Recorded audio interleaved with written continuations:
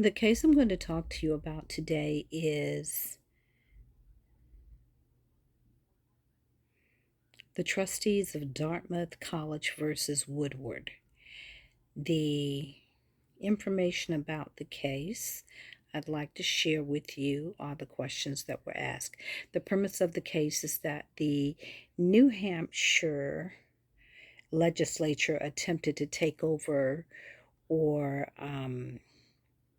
change Dartmouth College from a private university or college to a state college, and they did that by transferring the control of the trustee appointments to the governor of the state.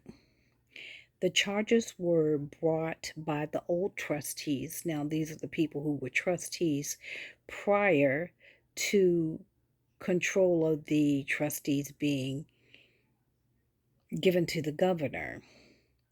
So they were the ones who brought the charges against the state of New Hampshire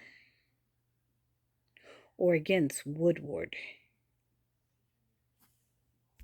The charges were brought against William Woodward because he was the one who sided with the newly appointed trustees.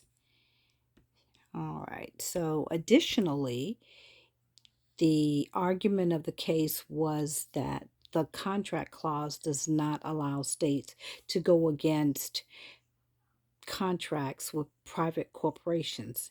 Dartmouth College was a private school, making it a private corporation.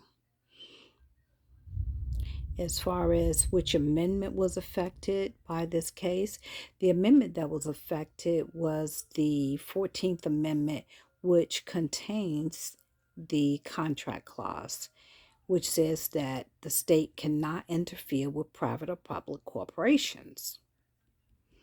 The result of the case was that New Hampshire, the state of New Hampshire, had in fact violated the contract clause of the 14th Amendment. The court stated that the contract clause applies to private and public corporations.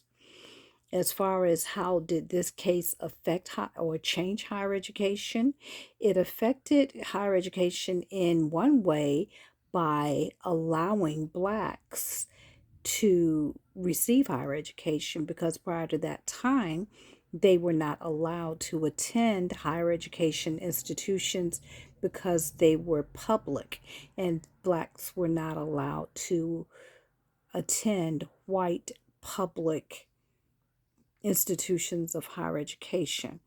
Those institutions sometimes that were created at that time, those institutions or Black institutions are now sometimes referred to as historically Black colleges and universities, or for short, HBCU.